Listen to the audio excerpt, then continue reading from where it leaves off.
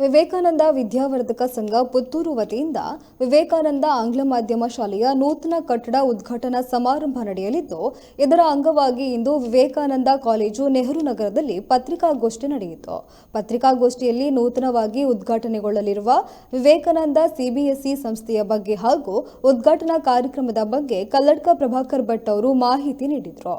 ವಿಶಾಲವಾದ ಮತ್ತು ಆಕರ್ಷಣೆಯುಕ್ತ ಕ್ಯಾಂಪಸ್ ಜೊತೆಗೆ ವಿಶಾಲವಾದ ತರಗತಿ ಹಾಗೂ ಆಧುನಿಕ ತಂತ್ರಜ್ಞಾನದ ಬಳಕೆಯನ್ನು ನೂತನವಾಗಿ ಉದ್ಘಾಟನೆಗೊಳ್ಳಲಿರುವ ವಿವೇಕಾನಂದ ಸಿಬಿಎಸ್ಇ ಸಂಸ್ಥೆಯಲ್ಲಿ ಮಾಡಲಾಗಿದೆ. ಪುತ್ತೂರಿನ ಆಸುಪಾಸಿನಲ್ಲಿಯೇ ಮೊಟ್ಟಮೊದಲ 3 ಆಯಾಮಗಳ ವಿಜ್ಞಾನ ಮಾದರಿಗಳ ಪಾರ್ಕ್ ಅನ್ನು ನಿರ್ಮಿಸಲಾಗಿದೆ. ಇನ್ನು ವಿವೇಕಾನಂದ ಸಿಬಿಎಸ್ಇ ಸಂಸ್ಥೆಯ ನೂತನ ಕಟ್ಟಡವನ್ನು ನೆಹರು ನಗರದಲ್ಲಿರುವ ವಿವೇಕಾನಂದ ಕ್ಯಾಂಪಸ್ನಲ್ಲಿ ನಿರ್ಮಿಸಲಾಗಿದೆ.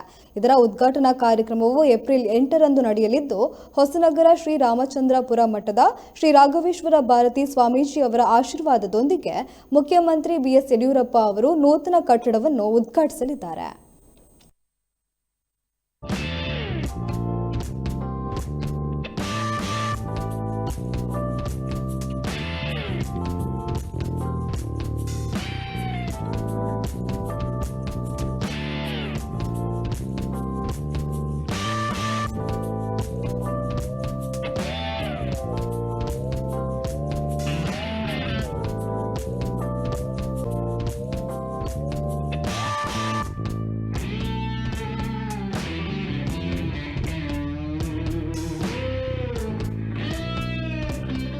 ಒಂದು ರೀತಿಯಲ್ಲಿ ನಿಶುಲ್ಕವಾದಂಥ ಶಿಕ್ಷಣವನ್ನು ಕೊಡುವಂಥ ಒಂದು ಯಶಸ್ಸು ಅಂತ ಹೇಳುವಂಥ ಸಂಸ್ಥೆಯನ್ನು ಪ್ರಾರಂಭ ಮಾಡಿದ್ದೇವೆ. ಸುಮಾರು ಒಂದು 60ರಷ್ಟು ವಿದ್ಯಾರ್ಥಿಗಳು ಅದರಲ್ಲಿ ಕಲಿತಾ ಇದ್ದಾರೆ. ಅದೇ ರೀತಿಯಲ್ಲಿ ಇಡೀ ದೇಶದ ಜೀವನದ ಕೇಂದ್ರ ಶಿಕ್ಷಣ ಸಂಸ್ಥೆಗಳು. ಶಿಕ್ಷಣ ಸಂಸ್ಥೆಗಳಲ್ಲಿ ಭಾರಿ ಪ್ರಮುಖವಾದಂಥ ಪಾತ್ರ ಶಿಕ್ಷಕರದ್ದು. ಆದರೆ ಇವತ್ತು ಶಿಕ್ಷಕರು ಹೆಚ್ಚಾಗಿ ಬರ್ತಾ ಇರೋದು ಶಿಕ್ಷಕರಾಗಿಯೇ ಆಸಕ್ತಿಯಿಂದ ಬರ್ತಾ ಇಲ್ಲ, ಅದರ ಬದಲು ಯಾವುದಾದ್ರು ನೌಕರಿ ಬೇಕು ಅಂತ ಬರ್ತಾ ಇದ್ದಾರೆ. ಅದಕ್ಕೆ ನನಗೆ ಶಿಕ್ಷಕನಾಗಬೇಕು ಅಂತ ಹೇಳುವಂಥ ಮಕ್ಕಳು ಯಾರಿದ್ದಾರೆ ಅಂಥವರಿಗೆ PUCಯಲ್ಲೇ ಅವರನ್ನು ಆಯ್ಕೆ ಮಾಡಿ, ಶಿಕ್ಷಕನಾಗಬೇಕಾದರೆ ಯಾವ್ಯಾವ ಗುಣಗಳು ಇರಬೇಕು ಅವನಲ್ಲಿ, ಯಾವ ಕೌಶಲ್ಯಗಳು ಅವನಲ್ಲಿರಬೇಕು, ಅದನ್ನೆಲ್ಲವನ್ನು ಬೆಳೆಸುವಂಥ ಪ್ರಯತ್ನದಿಂದ ಒಂದು ಭವಿಷ್ಯ ಅಂತ ಹೇಳುವಂಥ ಸಂಸ್ಥೆಯನ್ನು ಪ್ರಾರಂಭ ಮಾಡಿದ್ದೇವೆ. ತಮಗೆಲ್ಲ ಗೊತ್ತಿದ್ದಾಗೆ ಒಂದು ರೇಡಿಯೋ ಪಾಂಚಜನ್ಯ ಅಂತ ಹೇಳುವಂಥದ್ದು ನಮ್ಮ ಹತ್ರ ಇದೆ. ಅದೇ ರೀತಿ ಉನ್ನತ ಶಿಕ್ಷಣಕ್ಕೆ ಏನೇನು ಬೇಕೋ ಆ ವ್ಯವಸ್ಥೆಯನ್ನು ನಾವು ಮಾಡ್ಕೊಂಡಿದ್ದೇವೆ. ಅದೆಲ್ಲರ ಜೊತೆಯಲ್ಲಿ ಒಂದು CBSE ಶಾಲೆ ಅದು ಬೇಕು. ಇವತ್ತಿನ ಜನಗಳ ಒಂದು ಅಪೇಕ್ಷೆ ಇದೆ, CBSE ಶಾಲೆಗಳು ಬೇಕು, ಅದಕ್ಕೆ ನೀವು ಮಾಡಿ CBSE ಶಾಲೆಗಳನ್ನು. ಈ ರೀತಿಯ ಒಂದು ರಾಷ್ಟ್ರೀಯ ದೃಷ್ಟಿಕೋನ ಇಟ್ಟಂಥ CBSE ಶಾಲೆಗಳಿಲ್ಲ, ಅದಕ್ಕೋಸ್ಕರ ನೀವು ಮಾಡಿ ಅಂತ ಹೇಳುವಂಥ ಅನೇಕ ವರ್ಷಗಳ ಬೇಡಿಕೆಯನ್ನು ಪೂರೈಸುವ ದೃಷ್ಟಿಯಿಂದ ಈ CBSE ಶಾಲೆಯನ್ನು ಪ್ರಾರಂಭ ಮಾಡ್ತಾ ಇದ್ದೇವೆ. ನಾನು ಆಗ ಹೇಳಿದಾಗೆ ನಾಡ್ದು 8ನೇ ತಾರೀಕು ಸಂಜೆ 5:30 ಗಂಟೆಗೆ ಪೂಜ್ಯ ಶ್ರೀಗಳ ಆಶೀರ್ವಾದ ಜೊತೆಯಲ್ಲಿ ನಮ್ಮ ರಾಜ್ಯದ ಮುಖ್ಯಮಂತ್ರಿ BS ಯಡಿಯೂರಪ್ಪನವರು ಇದರ ಉದ್ಘಾಟನೆ ಮಾಡಲಿಕ್ಕಿದ್ದಾರೆ. ಕಟ್ಟಡದ ಉದ್ಘಾಟನೆ, ಶಾಲೆ ಪ್ರಾರಂಭ ಆಗಿದೆ. ಇಲ್ಲಿ ಏನೇನು ಬೇಕು ಅಪೇಕ್ಷೆಗಳಿದೆ, CBSE ಅವರಿಂದ ಏನು ಅಪೇಕ್ಷೆಗಳಿದೆ, ಜನಗಳಿಂದ ಏನು ಅಪೇಕ್ಷೆಗಳಿದೆ, ಅದನ್ನೆಲ್ಲವನ್ನು ಕೊಡುವ ಒಂದು ಪ್ರಯತ್ನ ಮಾಡ್ತಾ ಇದ್ದೇವೆ. ವಿಶಾಲವಾದ, ನೀವು ಈಗಾಗಲೇ ನೋಡ್ಬೋದು, ವಿಶಾಲವಾದ ಮತ್ತು ಆಕರ್ಷಣೆಯುಕ್ತವಾದಂಥ ಒಂದು ಕ್ಯಾಂಪಸ್. ಇಲ್ಲಿ ಒಂದು ಸುಮಾರು 3.5 ಎಕರೆ ಕ್ಯಾಂಪಸ್ ಇದೆ. ಇಷ್ಟು ವಿಶಾಲವಾದಂಥ ಕ್ಯಾಂಪಸ್ಸು ಉಳಿದ ಕಡೆಗಳಿಲ್ಲ. ಅಷ್ಟು ದೊಡ್ಡ ಕ್ಯಾಂಪಸ್ಸನ್ನು ನಿರ್ಮಾಣ ಮಾಡ್ತಾ ಇದ್ದೇವೆ. ಸುಸಜ್ಜಿತವಾದಂಥ ಮತ್ತು ಆಕರ್ಷಕವಾದಂಥ ಒಂದು ಕಟ್ಟಡ ಇದೆ.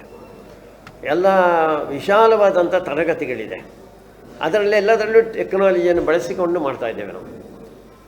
3 ಆಯಾಮಗಳ ವಿಜ್ಞಾನ ಮಾದರಿಗಳ ಪಾರ್ಕ್, ಅದು ಪುತ್ತೂರಿನ ಆಸುಪಾಸಿನಲ್ಲಿ ಮೊದಲನೇ ಬಾರಿಗೆ ಆಗ್ತಾ ಇದೆ. ನಾಳೆಗೆ ಅದು ಪೂರ್ತಿಯಾಗುವುದು. ಅದನ್ನು ನೀವು ನೋಡುವರಿದ್ದೀರಾ. ಪಠ್ಯೇತರ ಚಟುವಟಿಕೆಗಳು ಮಾಡ್ತೇವೆ. ವಿಡಿಯೋ ಕ್ಲಾಸ್ ಇದೆ.